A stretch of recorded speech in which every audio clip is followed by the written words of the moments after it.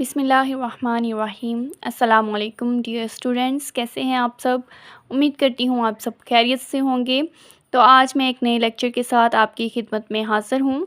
लेकिन लेक्चर को स्टार्ट करने से पहले मेरी आप सबसे गुजारिश है कि मेरे चैनल इजी केमिस्ट्री को सब्सक्राइब करना मत भूलें और बेल आइकन को भी दबा दें ताकि नई आने वाली वीडियोस आप तक बआसानी पहुँच सके। ठीक है, तो हम लोग जो है वो 9th की न्यू बुक के अकॉर्डिंग जो है वो लेक्चर कल से हमने स्टार्ट किए थे। ठीक है, इसमें हम लोगों ने जो है वो ब्रांचेस ऑफ केमिस्ट्री देख रहे थे, जिसमें हमने 3 ब्रांचेस कल डिस्कस की थी।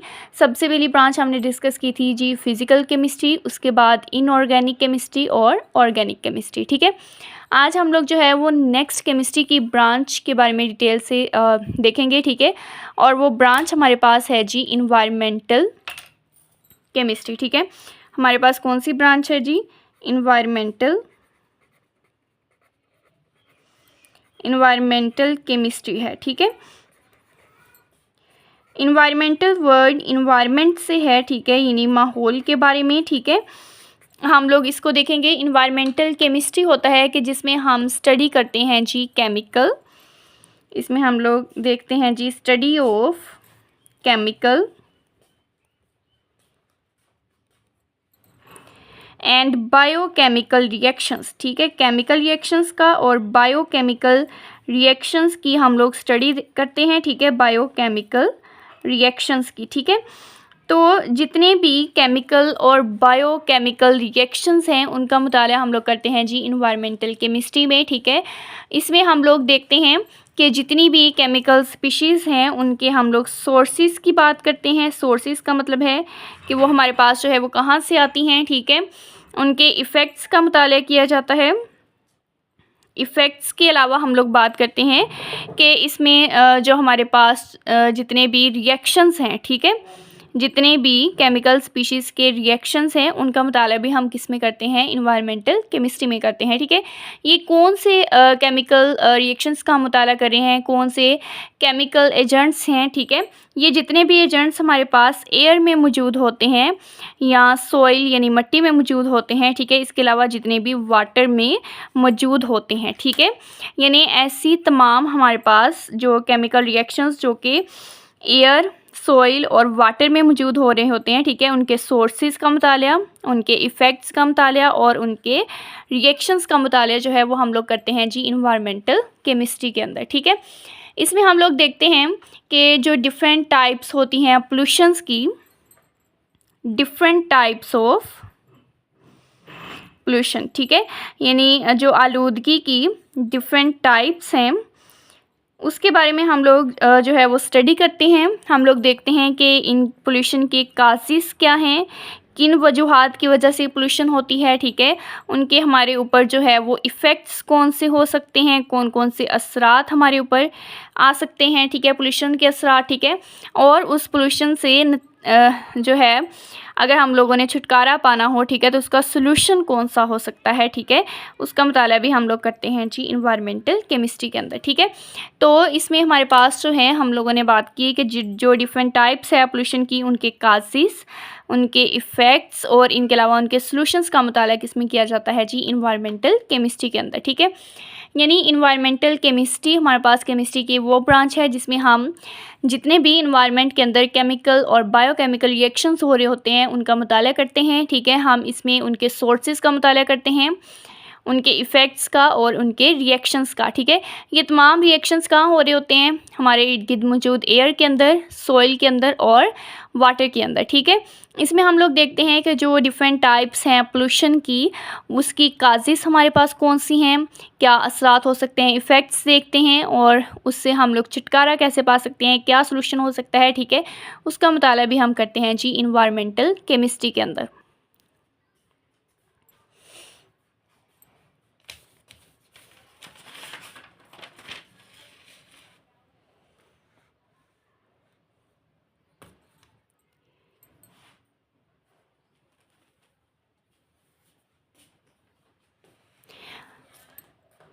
उसके बाद जी हमारे पास नेक्स्ट ब्रांच आती है जी न्यूक्लियर केमिस्ट्री की। न्यूक्लियर केमिस्ट्री जैसे कि न्यूक्लियर वर्ड का मतलब है जी न्यूक्लियस। ठीक है, न्यूक्लियर केमिस्ट्री हमारे पास केमिस्ट्री की वो ब्रांच है जिसमें हम न्यूक्लियस के बारे में डिस्कस करते हैं। ठीक है, हम लोग देखते हैं कि न्यूक्लियस के अंदर कौन कौन से न्यूक्लियस के आपस में रिएक्शंस हो सकते हैं। ठीक है, इसके अलावा हम लोग इसमें देखते हैं जी जितनी भी रेडियो एक्टिविटी होती है। ठीक है, रेडियो एक्टिविटी को भी हम लोग इसमें डील करते हैं। हम लोग इनके जो है न्यूक्लियर प्रोसेसेस का भी मुताला करते हैं कि न्यूक्लियस के अंदर होने वाले जितने भी प्रोसेसेस हैं उनका मुताला भी न्यूक्लियर केमिस्ट्री के अंदर किया जाता है। ठीक है, और ट्रांसफॉर्मेशन के कैसे एक न्यूक्लियस जो है वो दूसरे न्यूक्लियस में कन्वर्ट हो जाता है। ठीक है, उसका मुताला भी हम किस में करते हैं जी, न्यूक्लियर केमिस्ट्री के अंदर करते हैं। ठीक है, यानी न्यूक्लियर केमिस्ट्री हमारे पास है कि जिसमें हम लोग न्यूक्लियस के अंदर होने वाले रिएक्शंस का, इनकी रेडियो एक्टिविटी का, न्यूक्लियर प्रोसेसेस का और इनके ट्रांसफॉर्मेशन का मुताला करते हैं जी न्यूक्लियर केमिस्ट्री के अंदर। ठीक है, हम लोग जो है वो डील करते हैं इनकी एप्लीकेशंस के। न्यूक्लियर केमिस्ट्री की एप्लीकेशंस हमारे पास कहाँ कहाँ हो सकती हैं। तो जी एप्लीकेशंस में हम लोग जो हैं सबसे पहले बात करते हैं एग्रीकल्चर में। ठीक है, एप्लीकेशंस हमारे पास सबसे पहली जो है वो इसकी कहाँ आती है, एग्रीकल्चर यानी ज़राअत में हमारे पास इसकी एप्लीकेशन आ जाती है। इसके अलावा मेडिसन में आ जाती है, मेडिसन के शोबे में भी हम न्यूक्लियर केमिस्ट्री को इस्तेमाल करते हैं। इंडस्ट्री जो है इसमें भी हम लोग जो है न्यूक्लियर केमिस्ट्री को इस्तेमाल करते हैं और जितनी भी रिसर्च होती है, ठीक है, उसमें भी हम लोग जो है वो न्यूक्लियर केमिस्ट्री को यूज़ करते हैं। ठीक है, तो हमने न्यूक्लियर केमिस्ट्री के एप्लीकेशंस देखी हैं जिसमें हमने इसकी एग्रीकल्चर में बात की है। ठीक है, मेडिसिन के शोबे में, इसके अलावा इंडस्ट्री में और जितनी भी रिसर्च है उसमें भी हम लोग बात करते हैं जी न्यूक्लियर केमिस्ट्री की। ठीक है, न्यूक्लियर केमिस्ट्री के बाद हमारे पास इसकी नेक्स्ट ब्रांच आती है जी पॉलीमर केमिस्ट्री। ठीक है, पॉलीमर केमिस्ट्री जो है ये भी केमिस्ट्री की ब्रांच है। इसमें हमें सबसे पहले जो है वो पॉलीमर के बारे में पता होना चाहिए। हमारे पास दरअसल क्या होता है कि जो मोनोमर होते हैं वो आपस में कंबाइन होके बनाते हैं जी पॉलीमर।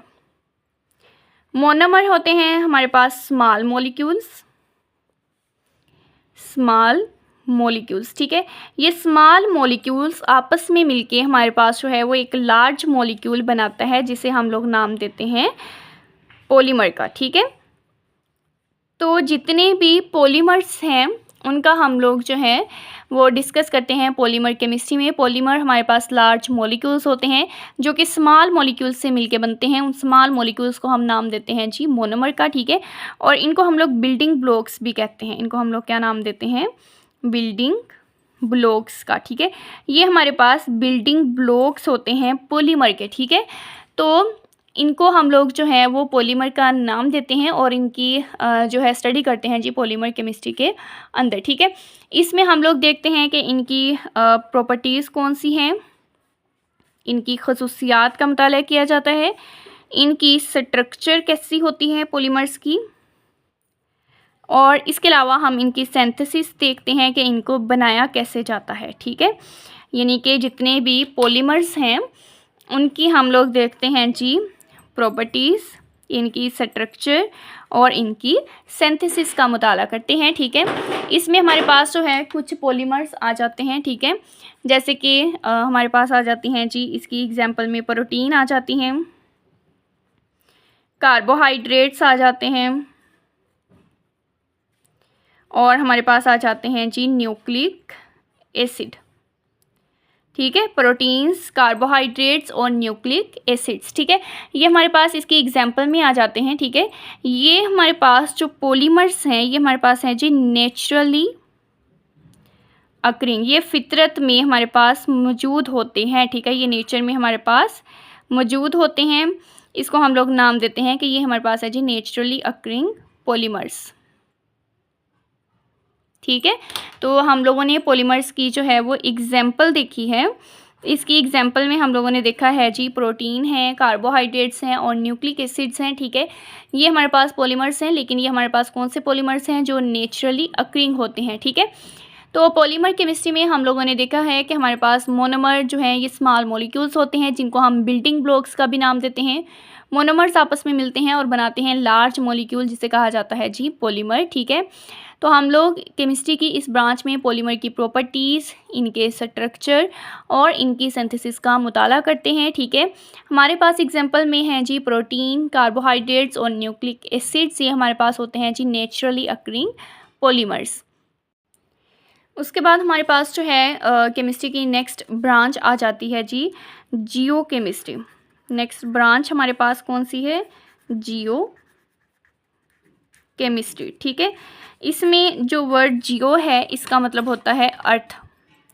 जियो वर्ड का क्या मतलब होता है जी? अर्थ, ठीक है।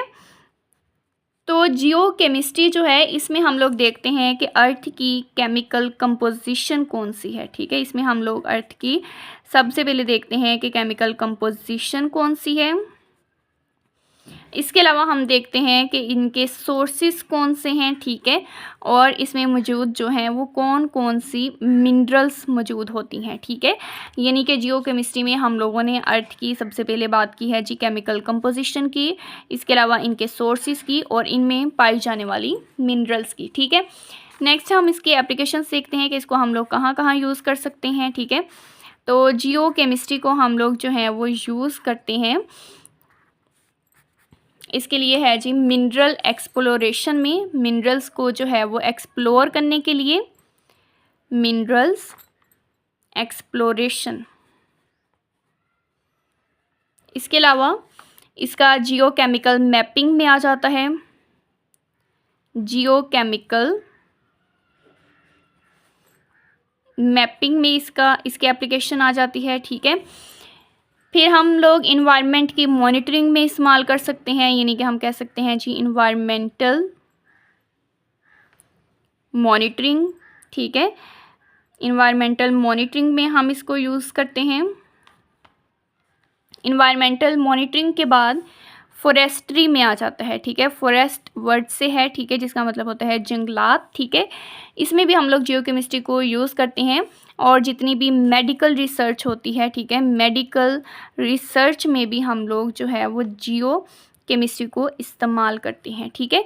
तो जियो केमिस्ट्री जो है उसके एप्लीकेशंस में हम लोगों ने देखा है जी, सबसे पहले हमने देखी है मिनरल एक्सप्लोरेशन, उसके बाद हम लोगों ने बात की है जी जियो केमिकल मैपिंग, थर्ड पे हमने देखा है इन्वायरमेंटल मॉनिटरिंग, इसके अलावा फॉरेस्ट्री में और मेडिकल रिसर्च में इसको यूज़ किया जाता है, ठीक है।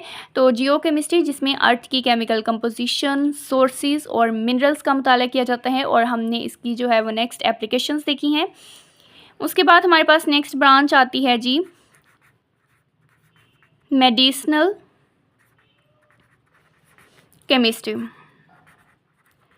मेडिसिनल केमिस्ट्री जैसे कि नेम से ज़ाहिर है कि मेडिसिन में का मुताला करेंगे, ठीक है। इसमें हम लोग देखते हैं कि जितनी भी मेडिसिन होती है या फिर हम कह सकते हैं कि जितनी भी ड्रग्स हैं, ठीक है, हम लोग इनकी डिज़ाइन देखते हैं कि इनका डिज़ाइन हमारे पास जो है वो कौन सा होता है। इसके अलावा हम इनकी जो है वो सिंथेसिस देखते हैं, ठीक है, कि इनको बनाया कैसे जाता है, यानी जितने भी मेडिसिन और ड्रग्स हैं उनके डिज़ाइन और उनके सिंथेसिस का मुताला करते हैं जी मेडिसिनल केमिस्ट्री के अंदर, ठीक है। इसमें हम लोग इनके जो है जितने भी मेडिसिन्स हैं उनकी डिस्कवरी के बारे में देखते हैं कि इसको डिस्कवर कैसे किया गया है, ठीक है। इनकी डिलीवरी के बारे में देखते हैं, मेडिसिन और ड्रग्स की डिलीवरी के बारे में डिस्कस किया जाता है, इनकी एब्जॉर्प्शन के बारे में, ठीक है। और एब्जॉर्प्शन के अलावा हम लोग इनका जो मेटाबॉलिज्म होता है, ठीक है, यानी इसमें जो लिविंग ऑर्गेनिजम्स के अंदर होने वाली चेंजेस हैं उनका मुताला भी करते हैं मेडिसिनल केमिस्ट्री के अंदर, ठीक है। यानी कि इसमें हम लोग जितनी भी मेडिसिन्स और ड्रग्स हैं उनकी डिस्कवरी, उनकी डिलीवरी, उनकी एब्जॉर्प्शन और उनके मेटाबॉलिज्म का मुताला करते हैं। हमारे पास इसकी लास्ट ब्रांच है एस्ट्रोकेमिस्ट्री। एस्ट्रोकेमिस्ट्री में हम लोग डिटेल से डिस्कस करते हैं स्पेस के बारे में, ठीक है, और जो इंटरस्टेलर स्पेस होती है, ठीक है, इंटरस्टेलर स्पेस जो कि स्टार्स के दरमियान होती है उसे कहते हैं इंटरस्टेलर स्पेस, ठीक है।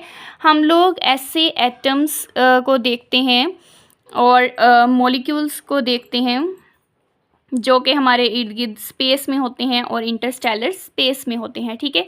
और हम लोग इसकी इंटरेक्शन देखते हैं,